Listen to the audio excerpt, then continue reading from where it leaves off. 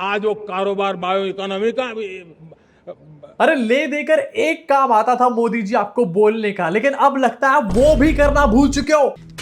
In fact ये क्या क्या देखना पड़ रहा है यहाँ पर, मोदी जी बार बार नीचे देखकर बोल रहे हैं। अबे फर्रों में अपना भाषण लिख कर लेकर आए हो क्या? एंड जिस तरीके से बार बार मोदी जी नीचे देख रहे हैं, मुझे तो लग रहा है शिक्षा के बजट के बाद अब यहां पर टेलीप्रॉम्प्टर का भी बजट खत्म हो चुका है। अगला प्रोटेस्ट टेलीप्रॉम्प्टर के लिए करना दिपके। अब मोदी जी ने 15 अगस्त को लाल किले से भाषण दिया ना, अगर आपको लगता है सिर्फ यही गुल खिलाए हैं तो अभी ये अब्बा डब्बा जब्बा की सिर्फ शुरुआत है, क्योंकि जो रायता मोदी जी ने फैलाया है गोदी media and IT cell combined way में भी उसको समेट नहीं पाएगा। यहाँ पे मेरे देश के नौजवान आपने क्या कमाल कर दिया है। देखिए, नीतियां जब सही होती है, लक्ष्य जब साफ होता है, तो मेरे देश के नौजवान कैसा करके बायो इकोनॉमी में देश की युवा शक्ति ने सामर्थ्य दिखाया। अब पहली चीज तो अश्विनी वैष्णव ने ये वाला मुंह क्यों बना रखा है, किसी को समझ नहीं आया। एंड दूसरी चीज, एक जेनजी प्रोटेस्ट क्या हुआ 5 सेकंड के अंदर मेरे देश के नौजवान यहां पर आपको याद आ रहे हैं मोदी जी। बट देश के नौजवान आपसे सिर्फ एक ही बात कहना चाहते हैं, Modi it's done bro. In fact ये जो भाषण मोदी जी देने आए, इसमें असली कांड जो मोदी जी ने यहां पर या फिर उनकी टीम ने करा है वो भी आगे चल के आपको दिखाऊंगा, लेकिन उससे पहले जरा अब्बा डब्बा जब्बा तो सुन लो। 2009-10 का कालखंड था, सिर्फ 25 लाख इलेक्ट्रिक व्हीकल हमारे देश में बिके थे। 1.5 लाख इलेक्ट्रिक व्हीकल बिके थे। मोदी जी डिसाइड कर लो 25 लाख या 1.5 लाख, क्योंकि इन दोनों नंबर में 10 गुने से भी ज्यादा का डिफरेंस है। मोदी जी मेरी बात मानो, अपने फर्रों को यहां से उठा के यहां रख लो, उससे दो चीजें होंगी। एक तो आपका अब्बा डब्बा जब्बा नहीं होगा, दूसरी चीज देश को आपकी शक्ल नहीं देखनी पड़ेगी 1.5 घंटे तक। आज वो कारोबार बायो इकोनॉमी का दोस्तों आपको कुछ उड़ता हुआ दिखा भी यहां पर स्क्रीन पे से? नहीं दिखा।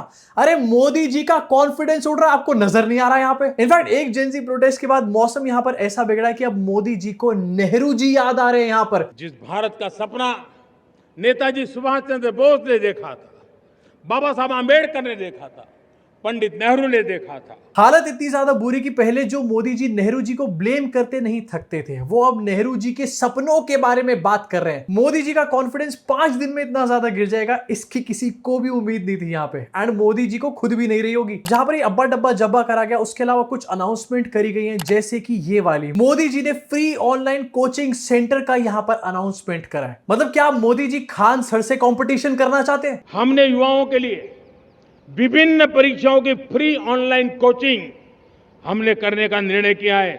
डिजिटल पब्लिक इंफ्रास्ट्रक्चर है। अरे फ्री ऑनलाइन कोचिंग सेंटर वाले चाचा, उसको यूट्यूब कहते हैं। पिछले कई सालों से यहाँ पर चल रहा है। खान सर, अभिनय सर, पता नहीं कितने सारे टीचर्स हैं जो फ्री ऑनलाइन कोचिंग यहाँ पर देते हैं। एंड इन्हीं फ्री कोचिंग सेंटर वाले लोगों को आपकी अंजना दीदी क्या कहती है, मोदी जी याद है ना आपको? बट जरा एक बार सोचो कि आजादी के 80 साल बाद भी एजुकेशन सिस्टम की हालत कितनी ज्यादा बुरी होगी हमारी कंट्री में कि हमारे देश के प्रधानमंत्री को ऑनलाइन कोचिंग क्लासेस यहां पर अनाउंस करनी पड़ रही हैं। लाल किले से मैं देश के नौजवानों के लिए घोषणा करना चाहता हूं।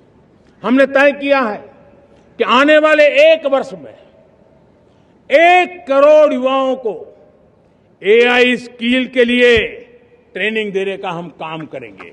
एक्चुअली मोदी जी की हिडन स्कीम यहां पर है कि आने वाले टाइम में वो अपने आईटी सेल के बुड्ढों को एआई क्लासेस देने वाले हैं, क्योंकि वही चीज है जो आईटी सेल के बुड्ढों को नहीं आती इस टाइम पर। बट अगेन सबसे बड़ा सवाल यहां पर ये होता है कि ये एआई क्लासेस कौन सी वाली होने वाली है? कहीं ये एआई क्लासेस गलगोटिया वाले तो नहीं यहां पर लेने वाले? एंड क्लासेस को मोदी जी एक बार के लिए यहां पर छोड़ देते हैं, बच्चे पढ़ लेंगे, आप जरा जॉब्स देने की तैयारी करो। जॉब्स है नहीं, एआई और सिखाएंगे अब। लेकिन हथियारी नक्सल तो गए, लेकिन दिमागी नक्सल, ये दिमागी नक्सल मौके की तलाश में है। इतने साल अर्बन नक्सल का टर्म यूज किया, फाइनली जब अर्बन नक्सल का टर्म यहां पर चलना बंद हो चुका है तो दिमागी नक्सल निकाल करके लेकर आए। एंड मोदी जी आप यहां पर दिमागी नक्सल की बात कर रहे हैं, अभी मैं भी आगे चल के आपको एक दिमागी नक्सल दिखाऊंगा। एंड मोदी जी डेफिनेटली यहां पर अपोजिशन के लोगों को और सीजेपी जैसे लोगों को यहां पर दिमागी नक्सल बुला रहे हैं। लेकिन मोदी जी से पूछना चाहूंगा कि अगर ये लोग दिमागी नक्सल हैं तो मोदी जी आखिरकार आप इन लोगों की बात मान क्यों रहे हो? एक तरफ आप अपोजिशन और सीजेपी और प्रोटेस्टर्स की बातों को यहां पर मान रहे हो, दूसरी तरफ उनको दिमागी नक्सल कह रहे हो। तो जरा देश के लोगों को समझाओ कि देश का प्रधानमंत्री दिमागी नक्सलों के आगे झुका क्यों हुआ है। एंड एक तरफ जेनजी से कनेक्ट करने की कोशिश करी जा रही है, दूसरी तरफ उनको दिमागी नक्सल यहां पर बुलाया जा रहा है।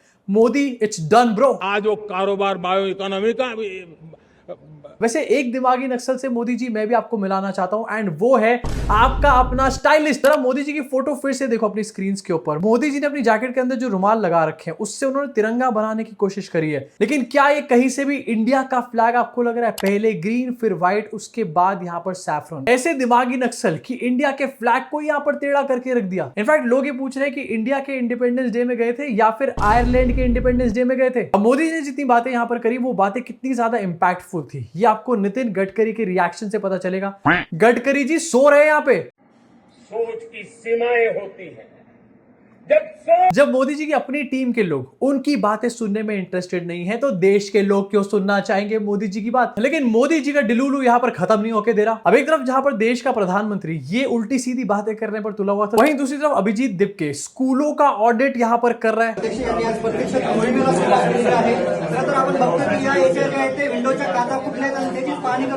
अभिजीत दीपके ने अपने गांव के स्कूल का ऑडिट यहाँ पर करा एंड ये बंदा अभी कोई सरकार के अंदर नहीं बैठा हुआ, उसके बावजूद यहाँ पर सरकार के लोगों के काम कर रहा है। एंड एक्चुअली में ये बंदा वो काम कर रहा है जो मोदी जी को खुद यहाँ पर करना चाहिए, लेकिन मोदी जी के बस की नहीं हो रही।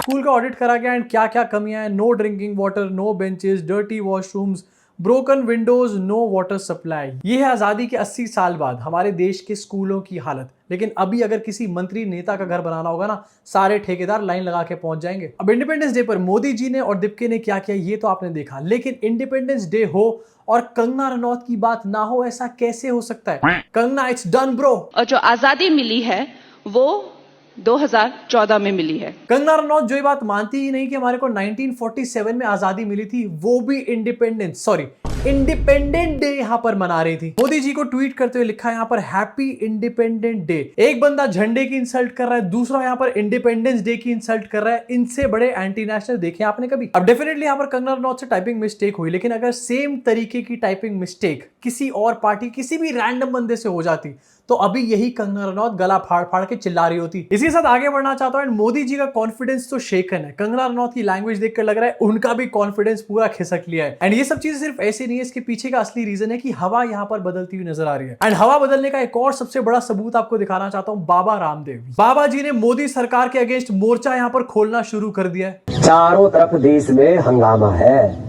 छोटे छोटे स्कूल कॉलेजों से बच्चे निकल रहे हैं कि हमारे यहाँ टीचर नहीं है, हमारे यहाँ लाइट नहीं, हमारे यहाँ पानी नहीं, हमारे यहाँ शौचालय नहीं है, हमारे यहाँ टीचर है तो किताबें नहीं है, किताबें हैं तो टीचर नहीं है, और टीचर है तो पढ़ाई में नकल हो जाती है, कहीं पेपर लीक हो जाता है, और पेपर पास भी कर लिया, 10वीं 12वीं का बोर्ड एग्जाम भी दे लिया, तो 10वीं 12वीं के जो एग्जाम के मार्क्स है वो कहीं जुड़ते ही नहीं है। ये बात तो जरूर है, देश में घपला भी बहुत है, ये घपले ठीक कर लो, नहीं तो कोई ऐसा ना हो कि बाबा रामदेव को दोबारा आंदोलन करना पड़े। मोदी जी के भक्तों ने कभी सोचा भी नहीं हुआ कि उनके अपने श्री बाबा रामदेव यहाँ पर मोदी सरकार के अगेंस्ट आंदोलन की बात करेंगे। अब देखो, हवा बदलने का एक बहुत बड़ा इंडिकेशन है कि बाबा रामदेव ने अपना स्टैंस यहाँ पर चेंज कर लिया है। अब यहाँ पर 3 इंडिकेशंस हो सकते हैं एंड 3 में से एक हमारे को दिख चुका है। 2 इंडिकेशन और क्या हो सकते हैं? एक इंडिकेशन तो हो सकता है कि हमारे देश की मीडिया के सुर बदलना, एंड वो चीज भी कहीं ना कहीं होती हुई यहाँ पर नजर आ रही है। एंड तीसरा इंडिकेशन यहाँ पर होगा अडानी और अंबानी का इंक्लिनेशन मोदी जी से हटना। अगर ये तीसरा वाला इंडिकेशन भी यहाँ पर देखने को मिल जाता है ना, तो यकीन मानो 2029 में चाह कर भी मोदी जी दोबारा अपनी सरकार बना नहीं पाएंगे। लेकिन दोस्तों, बीजेपी के हिसाब से टेंशन की कोई बात नहीं यहाँ पर, क्योंकि जब इलेक्शन आएगा उससे पहले और कुछ नहीं तो यहाँ पर कैश ही बांटना शुरू कर देंगे। एंड वो चीज हो भी रही है। योगी गवर्नमेंट ने अनाउंस किया है कि वो इलेक्शन से पहले 50,000 रुपए यूपी की महिलाओं को देंगे। योगी जी, काफी अच्छा लगा इसको जान के, लेकिन मैं ये पूछना चाहता हूं कि अगर मेरे टैक्स का पैसा